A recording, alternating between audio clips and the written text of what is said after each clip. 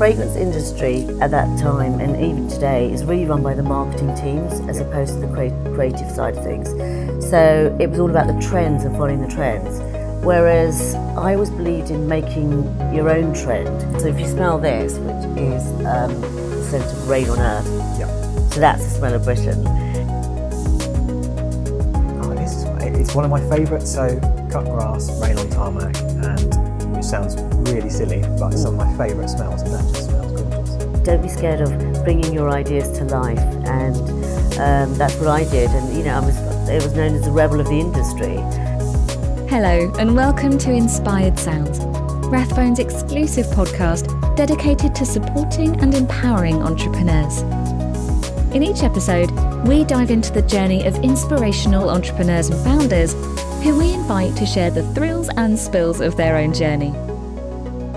We hope you enjoy listening. Hello everyone and welcome to this episode of Rathbones Inspired Sounds. My name is Daniel Money. I'm one of the investment managers at Rathbones and I'm delighted to be joined by Azzi Glasser of the Perfumer story. Azzi, welcome. Hello, and thank you very much for having me. Thank you for coming. I've got a list of questions I'd love to ask you here, and I'm sure we'll try and get through all of them. But just to start with, if I can take back to sort of the very start of things, what made you decide to pursue a career in the sort of perfume fragrance industry? Well, I have to say, it wasn't one that I thought even existed, or I didn't even know anything about the perfume industry. I suppose because it's not something you study at school. They don't even teach you about the sense of smell, even though it's a very powerful sense. So I started, I think I was the age of 19, and I left school. I didn't go to university because I just actually couldn't wait to just get out there and work. I had enough of all the tests and exams and everything else. And I think maybe my era was slightly different in those days. And I worked for an Italian mineral company. So I'm actually an expert on geology, so different mesh sizes of rocks and stones and powders and grains, etc. And I don't know if you remember, well, you probably don't remember, but in the 80s, there was this whole craze on scented wood chips, potpourri. Right. So there was I think everyone thought they were crisps and wanted to eat them at a dinner party or something, and be like, God, what the hell's that? But they were just everywhere. So I was the one that then invented sort of scented rocks, which I then sold the idea to Body Shop and Boots at the time.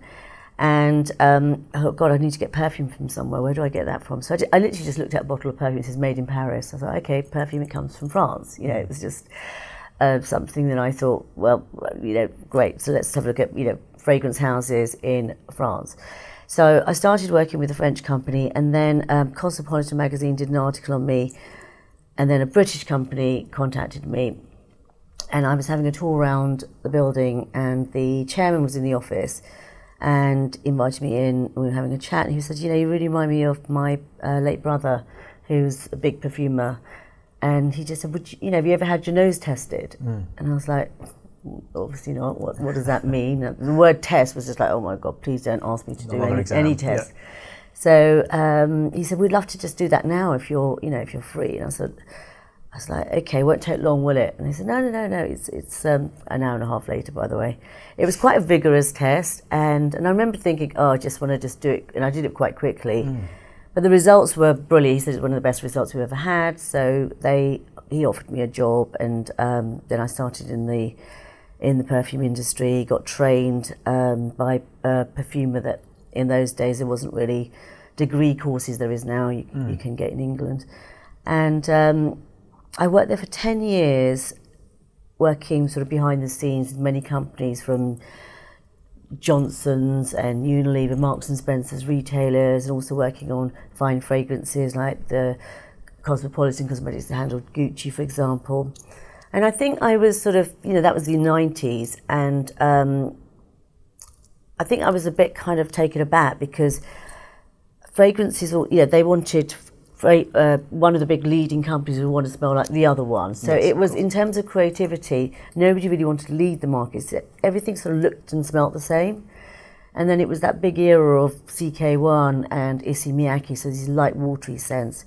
So then it came about that I then decided to launch my own fragrance, which I collaborated with Agent Provocateur. So that was actually my first fragrance I ever created and launched and owned the perfume company with actually as well. Oh, so a real innovator, I have to say. And it seems as well in terms of career path, it's refreshing to see someone just got stuck in, very much so, and you did so many different things. And that was actually one of my next questions, but you've sort of answered it, which was so many people would then stay in a career, but you thought actually there's a gap in the market here I can exploit. And that was your sort of motivation to start founding your own business. And did you find that came quite naturally, that you sort of jumped into the role as entrepreneur, or did it come with its early difficulties? I think the thing is, it's sort of, always go with the flow. You never can kind of understand what the future holds. And I think I like things that make sense. Common sense is always key to me. And the fragrance industry at that time, and even today, is really run by the marketing teams as opposed to the creative side of things.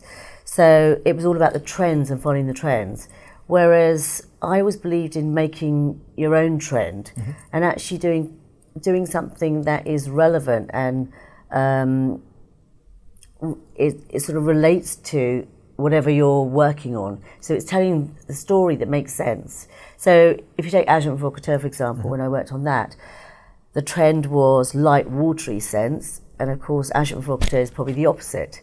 So they're very, it's confident, provocative, very feminine and strong. So I introduced the Chypre back in as a fragrance family, which I don't know if you remember the notes like Knowing, for example, or Picasso, which was very sort of it was a very feminine fragrance that when you walked past you would leave this amazing trail behind. And I wanted to bring that raison d'etre back into the perfume industry. So it was a big risk and a big gamble because it was very different and unique, and it's probably the other spectrum. But we launched in 2000, so for me it was like the start of the new decade. And I remember going in to see the buyer at Harvey Nichols, and she was just like, "Oh my God, it's like Christmas. You're like a breath of fresh air. Yeah. What do you want? We want the fragrance exclusive," and loved it. And that when we sold, the first week we took more money than the whole of the Estee Lauder counter with one SKU. Well, fantastic. And how do you then build a client base? Or you sort of, because you've already got to know the industry and you've got to know what the clients want. And as you say, not only have you got to know that, you've got to know what you think they will want. As you say, something less watery, something a bit stronger, that you leave a scent behind you, that is a more representative of your personality maybe, and that comes into the bespoke side. But how do you then build clients and get the message out there? Because I believe you won an award very soon after. I've won many awards actually. I don't know, 8 or 9 maybe, I can't remember now, but we won a few awards for Agent Provocateur. I also won one for Mr. Vetiver, After Hours, the Tatler Award was for that, and Best Packaging Designs, etc. So the industry that I came from, my client base is always quite diverse, and for me, I love doing what I do because I like bringing joy into the world. And fragrance is a great way of doing it because you get some amazing messages from people saying, "Oh my God, I wore this fragrance and this was happening to me at the time, but it changed my mood, it gave me confidence." And fragrance is a very powerful tool in that way.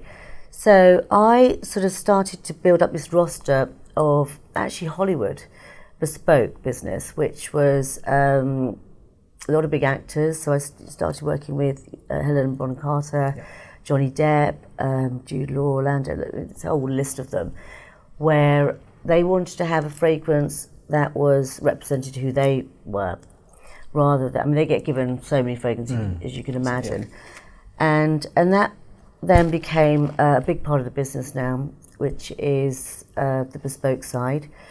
And then it was the same thing so my business has different categories to it. So we've got the fragrances and candles, the home fragrances you can buy in Liberties. But I've also created different divisions. So I've got a division which is scenting hotels and clubs around the world. So that's another area. So the client base is quite diverse in terms of different industries as well as the beauty industry. So I've taken my art that I love doing, but put that into different companies. And I think that's the thing. It's how you can tell stories in different ways. So when I'm working with, say, the Chiltern Firehouse, so when I did the fragrance Andre Balaz, it was telling his story and his vision, but through scent. So it's like their scent DNA. And then when you talk about the film stars, you had the A-listers, so the Johnny Depps, the Jude Laws, Helena Bonham Carter.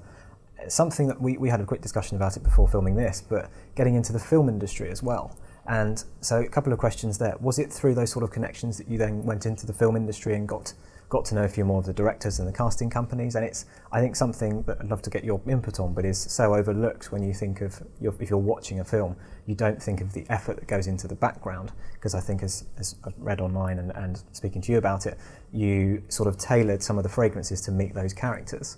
Because then when people are interacting with them, how did that work? Well, it started with, so Helena's son went to the same school as my son at the time, and they started at 5, and they were having a play date, so she was coming over to pick Billy up, and she hadn't been to the house before. In fact, I hadn't even told her what I'd even did, even though we had many conversations. Normally mums talk. And she came and she was like, oh my God, wow. What is it you do? Scent, perfumer? And I was like, yeah. She goes, oh, that's incredible. She goes, well, I'm working on a film right now where I'm playing Enid Blyton. So we talked about the script and everything else. And she goes, what do you think Enid would have worn? I said, well, the era was 1930s, 40s. And in those days, it was sort of the start of the powdery notes that came through. And I had a couple of fragrance accords that I showed her. She goes, oh my God, that's amazing. She goes, can you do, the character so that I can get into role? So method acting. So she told me, it was a very short deadline because obviously the filming was coming up. And so I created for her 2 scents for that role, and then worked with Helena in many films like Bellatrix in Harry Potter, Princess Margaret in The Crown, Dr. Hoffman in Dark Shadows, which is the same film that I worked with Johnny Depp, where he played a 200-year-old vampire called Barnabas. And many films with him, like The Mad Hatter, and recently actually with Jude Law. I don't know if you watched the film Firebrand, and he plays Henry VIII in his later years. So he was quite sick, and he had gout, and he really did not smell good at all. I had to create 5 different notes for him, which was a smell of pus, gout, sick, blood, bad breath. I mean, it was awful, because in those days he would be taken care of by his sort of courtesans, where they would change his bandages, and as they were doing it, the smell would be coming out, and it was just really real. And the director, Karim Anouz, is very he wanted to bring the senses alive on set and off set as well. So it was a different type of smells that I would do, but it's got to smell real in film. So and there's another film that I did with Dr. Hoffman, which is played by Helena, and she's a chain-smoking alcoholic psychiatrist based in the 1970s. So she smelled of cigarettes and whiskey basically the whole time. So she'd go on set and I'm thinking at 6 a.m. and think, wow, what have you been doing all night? That's such a challenge as well, because what you're doing day to day is you're making things tailored to people, to what they want. So to make something almost grotesque, but it is exactly what that person wants. Was that a challenge, sort of a contradiction as such, or not, because it's almost what the client wants? Or? Yeah, it's it's an art form. Smell can be the good, the bad and the ugly, really, and the beautiful, of course, and the very handsome. But it's exactly what you want.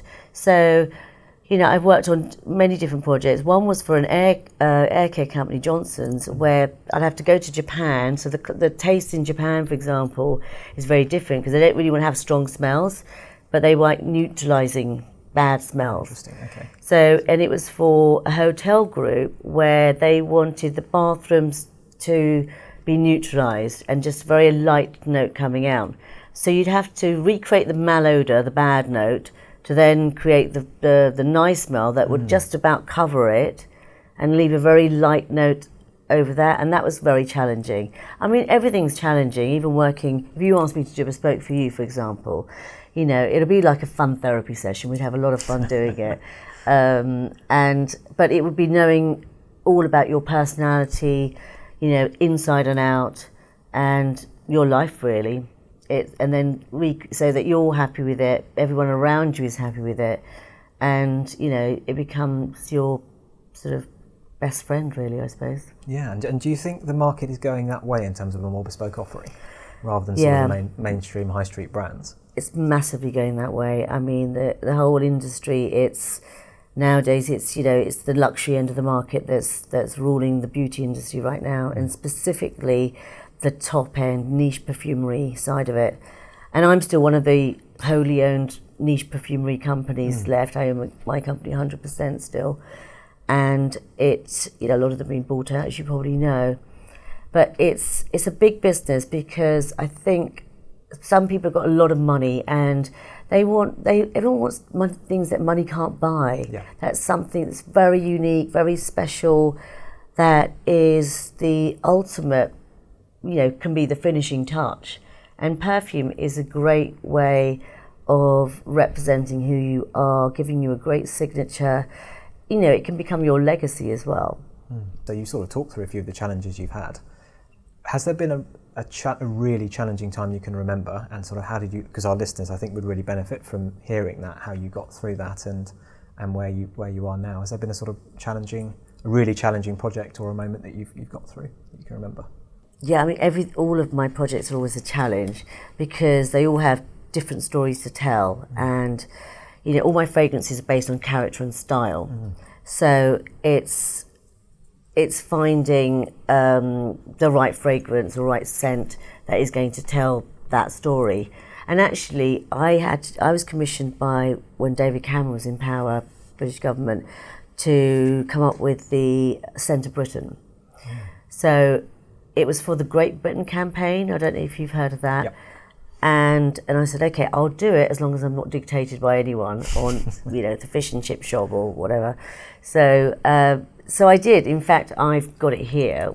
Okay. So, because I wanted you to see it as well. Yeah, of course. And actually, the weird thing is, it's actually one of my first memories of scent, because even though I was born in London, I lived in India for about 4 years.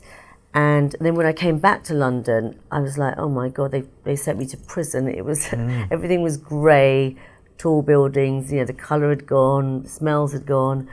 But I loved it when it rained. It rains here a lot, right? So when it rained, it reminded me of playing in the monsoon in India, because we, you know, when it rained, we just all run out, and everyone here in England just runs back in.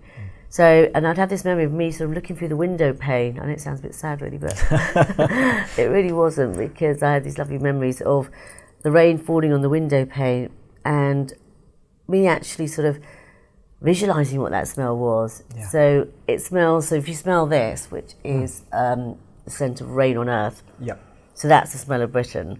So it's that cold rain hitting the warm pavements, the wet grass, the muddiness. I mean, it's exactly as it is. It's one of my favourites, so I will...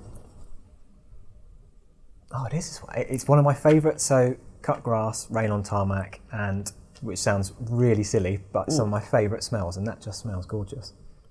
Oh, it really does. It smells exactly like it, doesn't it? And it does, and it smells, as you say, it's exactly what you think of. Yeah. And how was that sort of, what was the response you got from Oh, they loved it. Well, I'll tell you what was great about it, and the reason why I did that actually is because the whole idea of the Great Britain campaign was to elevate Britain around the world in all the international territories, to say how creative and brilliant we are, and great we are, I suppose. So we did the first launch was in Istanbul. So I remember doing a talk, and everyone had a vial of a smell going around. They were all going, oh my, loved it, because rain on earth actually smells the same everywhere in the world. So it's one of those natural notes that actually does smell the same. Yeah. Like the sea can smell different in different areas, globally. But rain on earth, it's something that everyone, it's almost like the kind of the common denominator or a thread that links us all together. So it was, I mean, they thought it was the most perfect fragrance smell ever. They were like, we love it, it's great. So... But Yeah. it gives you that comfort, doesn't it? Because you think it's almost a smell of home, even if it's Yeah, your home it's- isn't Britain or it isn't Istanbul, but anywhere you sort of think, oh, I'm suddenly going back home again, and the taste of the familiar. Yeah, and when you burn it actually at home, it's so nice because it's quite romantic. You know, when it's like pouring it down outside and you get all snuggled up inside and you have that kind of feeling. You could be in Bali or somewhere, but people love it. It's a great gift as well. You know, the smell of rain on earth is it's something that we can always do. And everyone, whenever you speak to somebody abroad, they're all like, "Oh, is it raining over there?" You know, poor you kind of thing.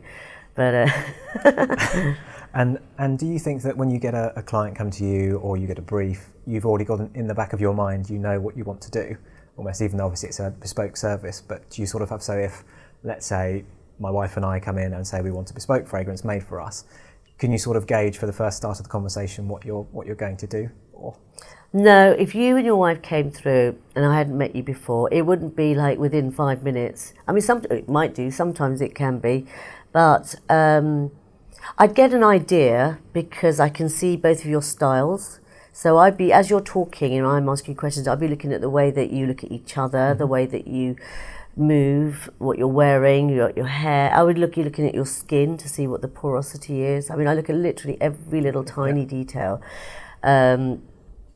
But for me, it's really important because this is going to be your fragrance for life. Yeah, so, generally speaking. And actually, some people, sometimes they want to have more than one because they want to have it for, like a wardrobe of scents, which I also do because they travel a lot. They go to parties or they want to have a different one for work to when they go out.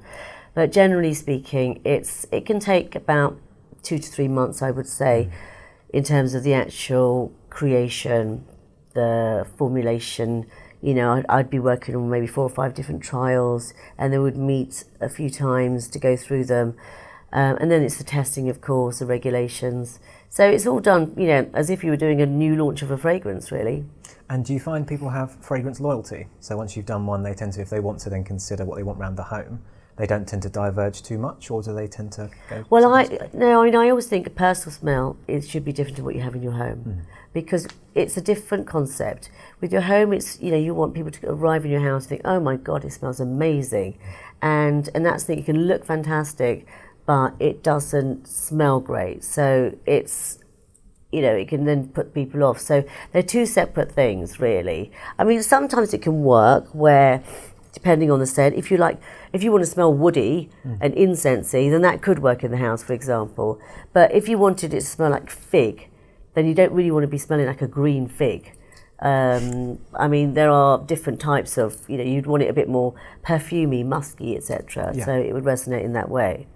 And I think that's the thing, because when you go to someone's home, particularly for the first time as well, one of the things I don't think consciously you realise is that you pick up on the fragrance in the house. And maybe and just what you think as well, when you meet new people or you go around to a friend's house, I think subconsciously you take that with you, and then you sort of, because you find, don't you, when you're out and you have a familiar smell or a familiar perfume, you know who that is. Yeah. You sort of think, oh, I recognise that person, but they're not here, but I can smell that. Yes, I get that a lot as well.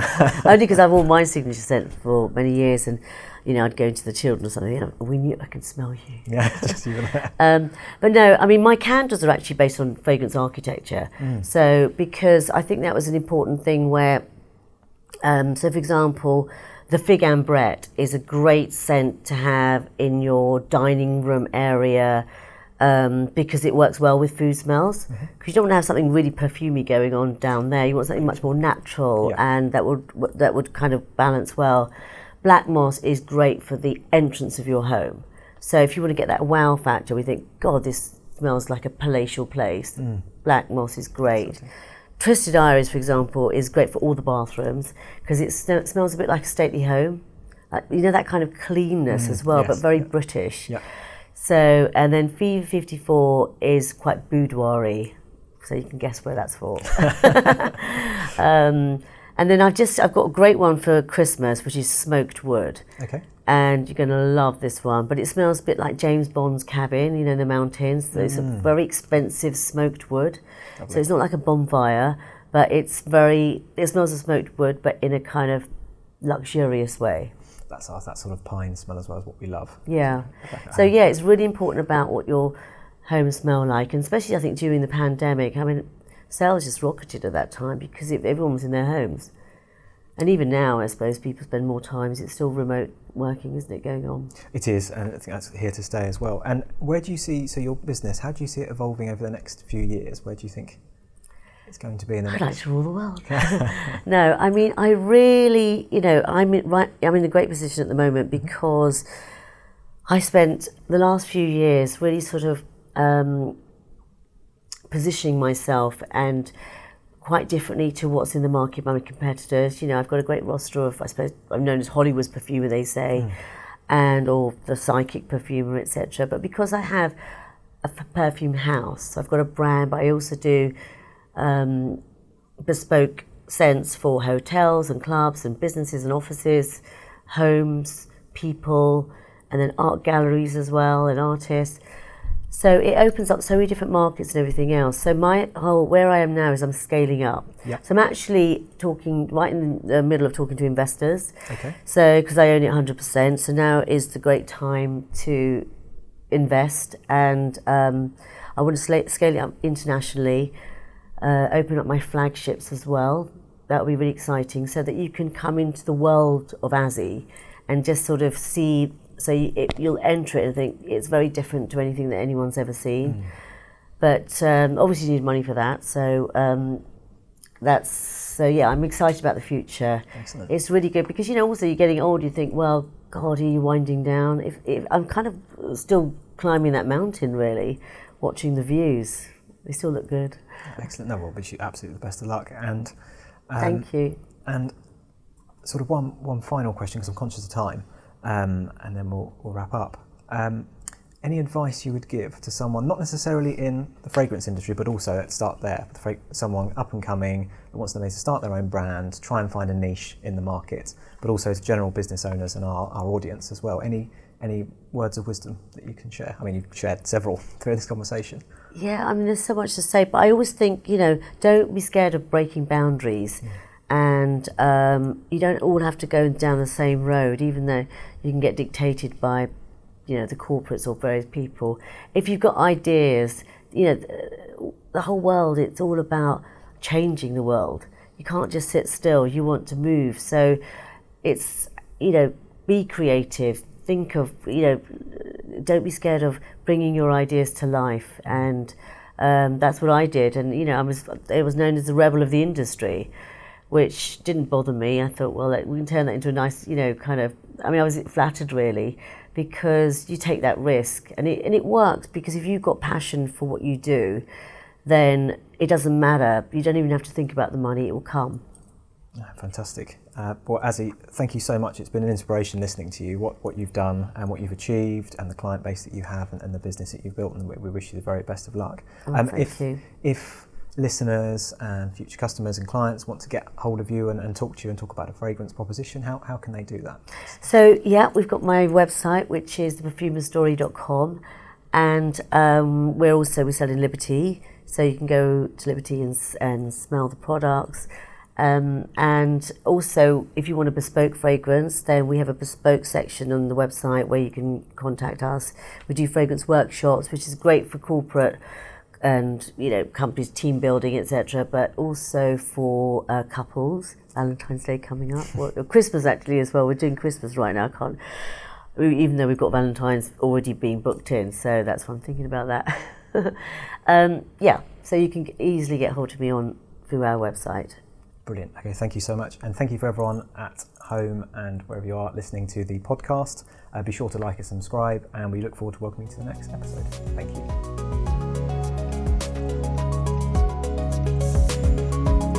Thank you for joining us today. We hope you've enjoyed listening and watching. To tune in and meet our next exciting guest in the Inspired Sounds series, press the follow and subscribe button. Goodbye.